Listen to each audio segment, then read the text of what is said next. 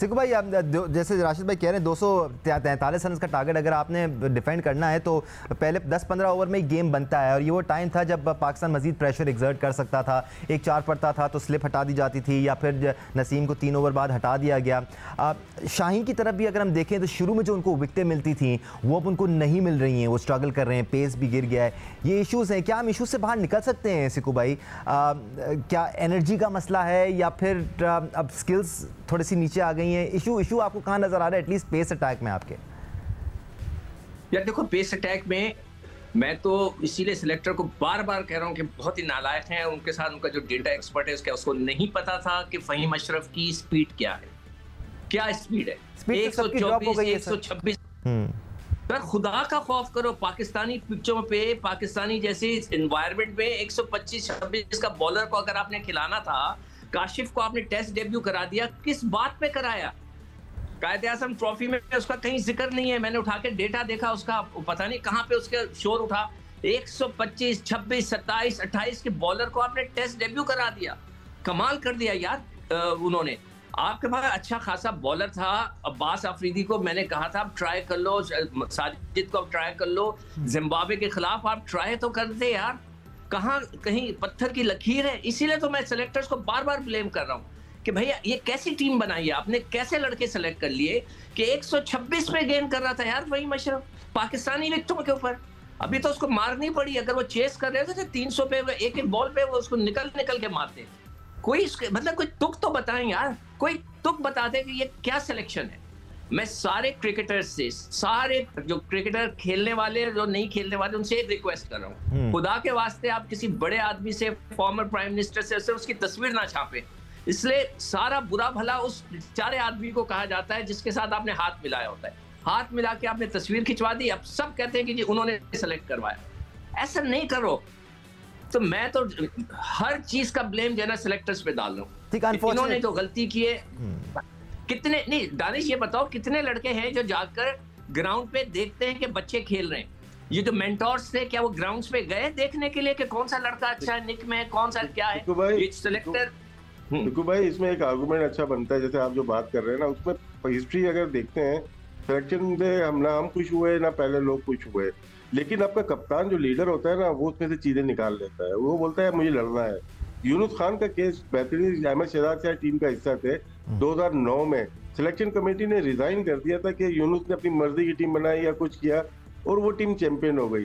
92 की टीम भी इतनी अच्छी नहीं थी, उसमें भी एतराज़ात थे, लेकिन वो क्या है, लीडरशिप क्वालिटी और कैप्टनसी अच्छी होगी ना, वो 11-12 प्लेयर निकाल के सिद्धू भाई खेल सकते हैं।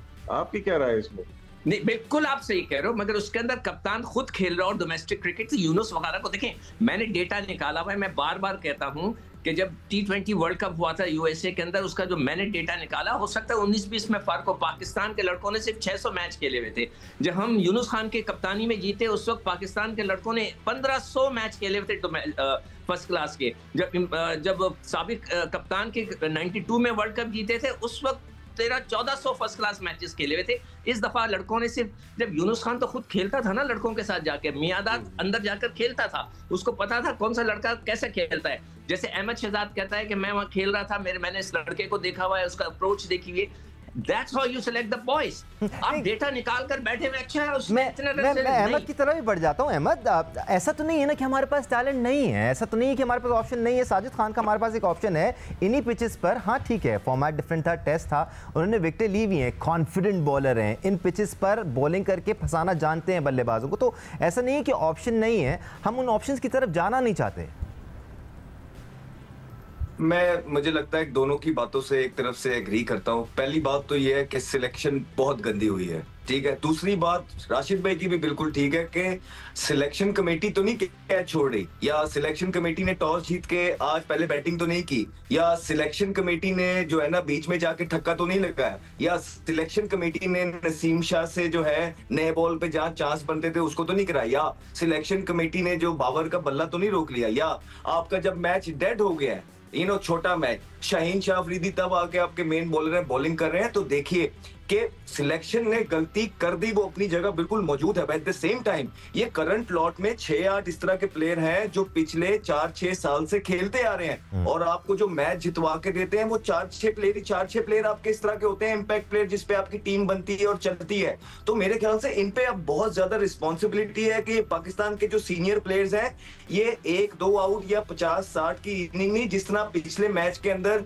साउथ अफ्रीका के अंदर रिजवान ने और सलमान अली आगा ने मैच विनिंग इनिंग खेली है, अब उनसे उस तरह की तवक्कुआत है। नहीं तो फिर वही बात करेंगे लोग कि हाँ जी, जब हम आपके के दुनिया की टीम के 6 बॉलर नहीं खेलते जिसमें जेंसन, रबाडा, नॉर्जे, कॉट्सी हो, तब आप स्कोर कर लेते हैं, जैसी पूरी टीम आती है आप ढेर हो जाते हैं। तो ये भी लॉजिक अपनी जगह बिल्कुल ठीक है। अब पाकिस्तान के सीनियर प्लेयर्स जिन्होंने 4-6 इवेंट्स खेलनी है उन पे बहुत तवक्कुआत है और ये मेक और ब्रेक टूर्नामेंट होने लगे आईसीसी चैंपियंस ट्रॉफी इनके लिए। क्या बॉलिंग ऑप्शंस को लेकर भी एक चीज बोलूं मैं, सर एक चीज बोलूं, अब जैसे ये शहजाद बात कर रहा है तो मगर मैं ये समझता हूं कि हर एक को कंट्रीब्यूशन करना चाहिए ना। आप न्यूजीलैंड की टीम को देखें कि विलियमसन ने पहले मैच में 58 किए, उसके बाद मिचेल ने 81 किए, नीचे फिलिप्स ने आके 106 किए।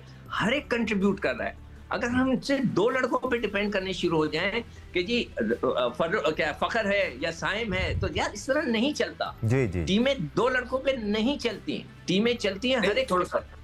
ठीक कह रहे हैं, बिल्कुल ठीक कह रहे हैं। अब देखें ना कि इनका फॉर्मेट बता तो रहे हैं ना कैसे करेंगे। ऊपर से फखर हो गया, सही है, ठीक खेल रहा है, आपने फिर बाबर आजम को ओपन करा दिया। वो नंबर 3 के प्लेयर है ना सिकू भाई, सारी जिंदगी उन्होंने वहां पे खेली हुई है क्रिकेट। फिर 3 प्लेयर आपके एक तरह के आ गए हैं जो कि सऊद, रिजवान और सलमान अली आ गए। नीचे जो सबसे तेज खेलता है मिडिल ओवर के अंदर वो आपका तैयब ताहिर है, वो नीचे 6वें पे जाया हो रहा है, उसको आपने ऊपर लेके आना है। फिर फहीम अशरफ अगर आपने खिला लिया है 2 ओवरों के बाद आपने तो एक्सपोज ही कर दिया ना, जिसने भी उसको दिलवाया है।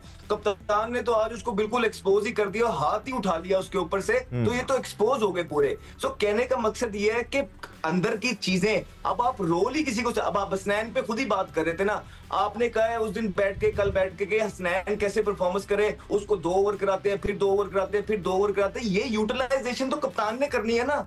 तो कहने का मकसद यही होता है कि परफॉर्मेंस निकालना भी काम है प्लेयर्स के अंदर से। हम कहीं ना कहीं वो नहीं कर पा रहे हैं, हमारी टीम के जो लीडर्स हैं और सीनियर प्लेयर्स वो नहीं कर पा रहे हैं। यंगस्टर से किस तरह परफॉर्मेंस ली जाती है। राशिद भाई, हम स्पेल वाइज एनालाइज करना चाह रहे थे पाकिस्तान की बॉलिंग परफॉर्मेंस को न्यूजीलैंड के खिलाफ। इससे पहले साउथ अफ्रीका के स्टार चले थे। Here are the stats for New Zealand on your screen. Salman Ali Agha के जो 10 ओवर ऑन द ट्रॉट थे, ये अलार्मिंग था। इसके अलावा और किस तरह बेहतर यूटिलाइज हो सकते थे बॉलर स्पेल वाइज? देखिए, यूटिलाइजेशन हमें बड़ा फर्क पड़ा है हारिस रऊफ की वजह से। जिस टीम का तीसरा फास्ट बॉलर या कोई मेन बॉलर अच्छा होगा ना, वो बहुत परफॉर्म करती है। मैं अगर आप बात कर देख लें, वर्ल्ड कप में देखें, इंडिया के पास सिराज था तीसरा बॉलर, नंबर 1 था बुमराह, नंबर 2 था शामी था। उसके बाद अगर देखते हैं आप, ऑस्ट्रेलिया के बाद कमिंग्स थे, वो थे नंबर 3 के, हैजलवुड एंड स्टार। तो तीसरा जो बॉलर होता है ना, वो आपको रन भी रोकता है और विकेट्स भी लगता है। ये आउट करता है 11 से 20 ओवर के अंदर, वो एक तगड़ा स्पेल करता है आगे। फिर उसके बाद वो 30 ओवर के बाद आता है। यहाँ पे अगर हम देखते हैं 12 ओवर से सलमान अली आगा शुरू हुआ, 30 पे छोड़ा है। तो मैंने तो हार मान ली थी, मैं खुद ही आउट हो गए। मैंने कहा इसके साथ कौन बॉलिंग करेगा। 4 ओवर कुछ दिल शाह ने किए।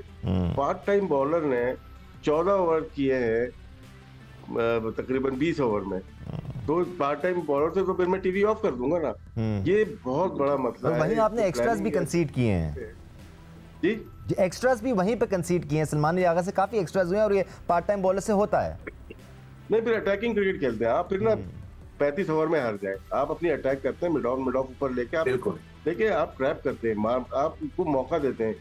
तो न्यूजीलैंड ने क्या किया आपको, उन्होंने चांस लिया है कि पाकिस्तानी बैट्समैन इस तरह से खेलते हैं, हम इस तरह से चांस ले लेते हैं। उसमें एग्जीक्यूट किया और वो कामयाब हो गए।